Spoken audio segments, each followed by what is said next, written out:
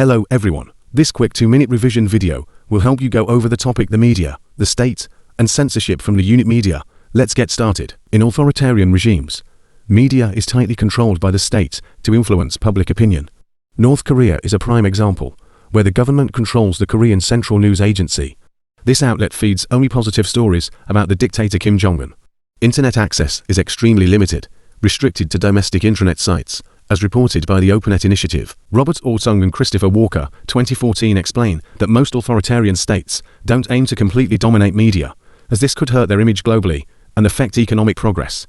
Instead, they pursue what's called effective media control, building legitimacy while discrediting opposition. Such regimes target for key audiences, regime elites, to reassure loyalty and intimidate rivals, the general population, to instill fear, respect, and political apathy, opposition groups, through smear campaigns and media discrediting, internet users, by censoring online content and monitoring dissent. Simon 2017 identifies 3 censorship strategies used by authoritarian regimes: repression 2.0, direct censorship, intimidation, and arrest of critical journalists, masked political control, disguised media repression, often justified by claims to combat hate speech or terrorism.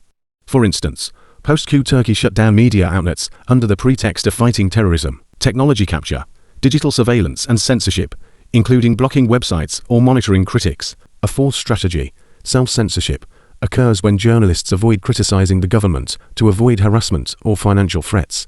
In Cambodia, WANIFA reports that the government pressures media by threatening to withdraw state support. In China, journalists can't use VPNs unless authorized by the state, limiting access to outside information and making it risky to report anything critical. Now, while democratic regimes are generally more media-friendly, they are not completely free from media control.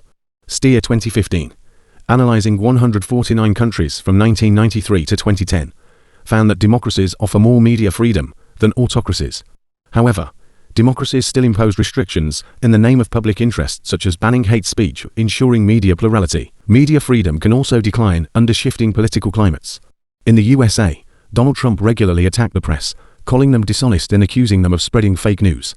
This reflects a broader trend of right-wing governments becoming more hostile to media criticism. In Russia, under Vladimir Putin, press freedom has been heavily restricted. National TV channels were brought under state control, laws were passed to criminalize protests and limit speech, websites were blocked, and propaganda was spread across state media, making Putin a key example of a press freedom predator. I hope this was helpful. Thank you.